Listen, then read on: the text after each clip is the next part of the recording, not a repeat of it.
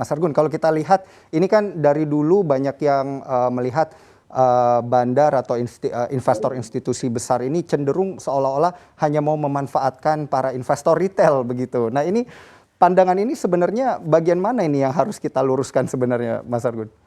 Ya sebenarnya kalau kita bicara bandar itu kan kayak apa ya, hantu gitu ya. Orang-orang percaya ada, tetapi kalau ditunjuk yang mana sih itu nggak bisa menunjukkan gitu.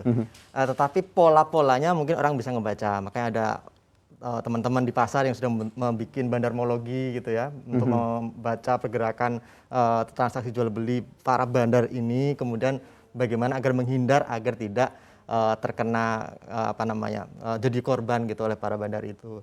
Jadi memang harus dipahami bahwa yang ada di pasar modal kita dan secara umum adalah investor dan trader. Investor biasanya orientasinya jangka panjang. Kalau trader ya day trading biasanya, sehari mereka jual beli dengan harapan bisa mendapatkan keuntungan harian gitu.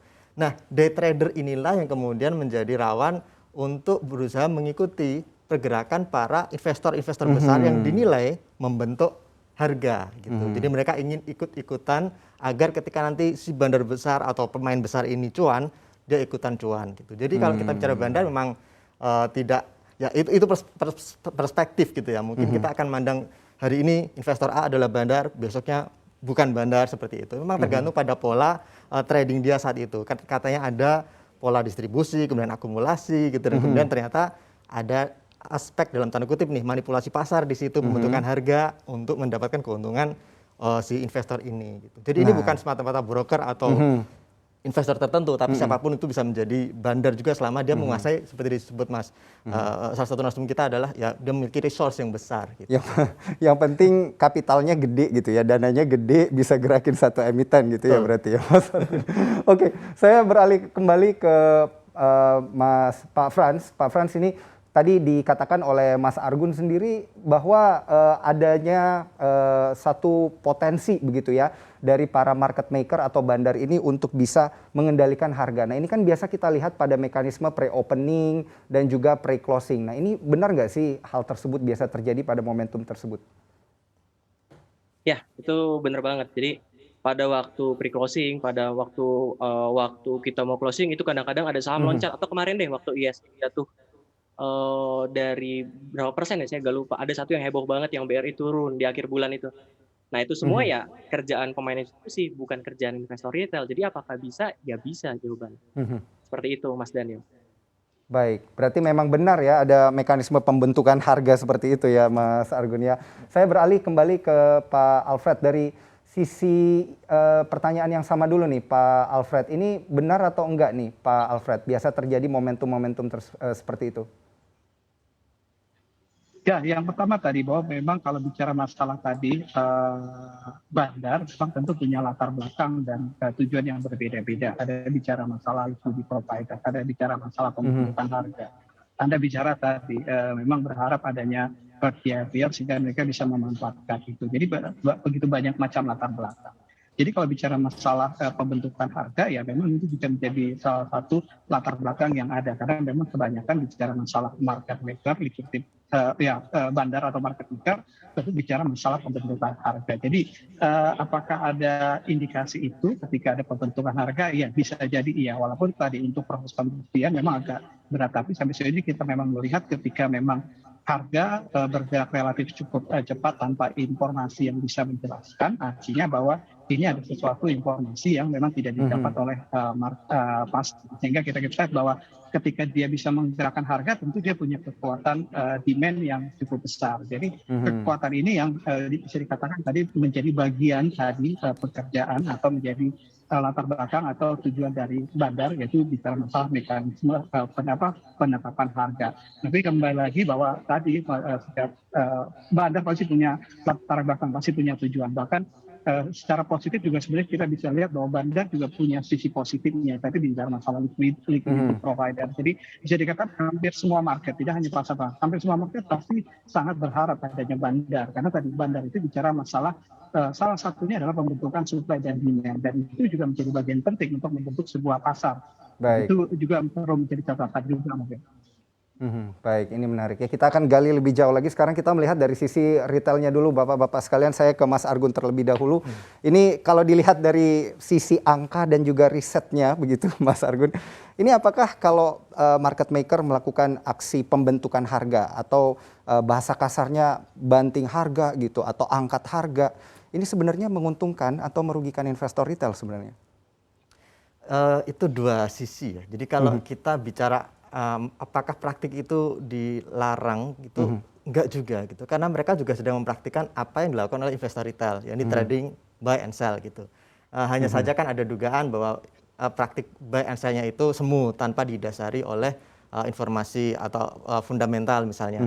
Tetapi kan ya lagi-lagi ini debatable karena di pasar itu yang berlaku adalah hukum asymmetric information. Jadi informasi yang tidak merata ini membuat pasar dinamis. Ada yang tahu informasi lebih dulu, ada yang bisa menganalisis kondisi fundamental sebuah perusahaan atau emiten dengan lebih baik sehingga dia tahu ini saatnya buy atau sell, sementara yang lain tidak, dan inilah membuat pasar bergerak dinamis gitu.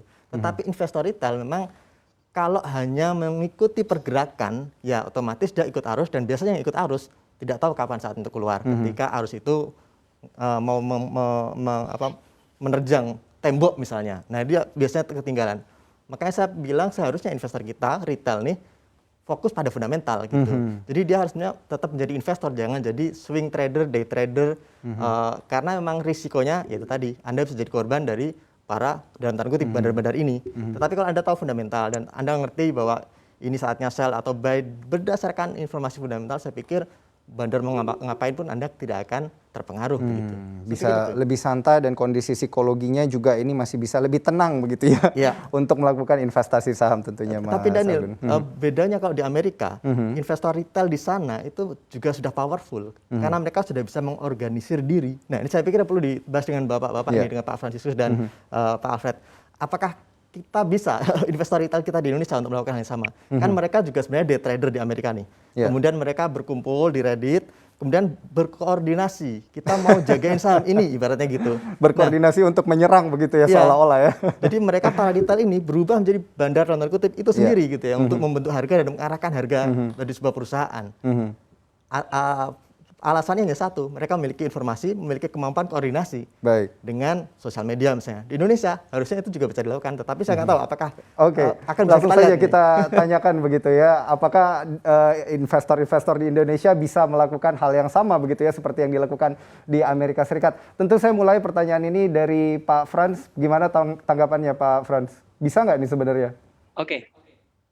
Bisa nggak investor retail menggerakkan harga? Itu kan pertanyaan utamanya kan. Jawabannya adalah bisa. Tapi pertanyaannya, apakah mereka bisa menjaga harga? Mungkin jawabannya tidak. Karena untuk menjaga harga harus ada orang yang mau willing untuk pasang bid di setiap fraksi untuk menjaga harga. Sementara kita tahu setiap orang psikologinya berbeda-beda. Setiap orang mungkin plannya berbeda-beda. Mungkin di grup, dikumpulin di satu grup, kita sepakat, oke, nanti kita beli di sini, jual di sini ya. Cuma pasti akan ada aja orang yang saya sampai sini aja deh, saya sampai harga sini aja deh, selesai, saya duluan ya, saya cabut duluan ya, pasti akan ada seperti itu. Jadi untuk mengkoordinasi investor retail itu sangat susah sekali. Itu kalau dari saya. Jadi menggerakkan bisa, karena tinggal hajar kanan, harga bergerak. Tapi kalau untuk menjaga itu agak sulit, seperti itu. Baik, ini kalau contoh nyatanya kita langsung tanyakan kepada Pak Alfred juga, ini sebenarnya pernah nggak sih ngelihat kondisi-kondisi seperti itu Pak Alfred, di mana retailnya ini bergabung begitu menjadi satu, kemudian menggerakkan harga satu emiten begitu, Pak Alfred? Ya, kalau bicara pernah, kita bisa melihat indikasi itu pada waktu bulan Januari ya. Jadi kalau kita lihat di bulan Januari kan transaksi retail kita cukup masif ya. Dan di situ kita juga melihat beberapa harga saham juga naik cukup signifikan. Itu sebenarnya mengindikasikan bahwa memang faktor demand yang besar yang berasal dari retail itu bisa saya pakai kata meng-create atau bisa mendorong harga. Jadi kalau melihat fenomena itu ternyata memang bisa ya, karena memang secara teoritis memang benar. Harga kan akan terbentuk atau harga kan naik kalau demand akan naik cukup signifikan. Dan yang meng-create demand kalau memang selama ini adalah bicara masalah bandar itu institusi yang sifatnya jumlahnya terbatas, ya ini hampir sama juga, bandarnya besar juga, shareholder di bandar itu gede, banyak orang. Jadi tidak jauh berbeda konsepnya.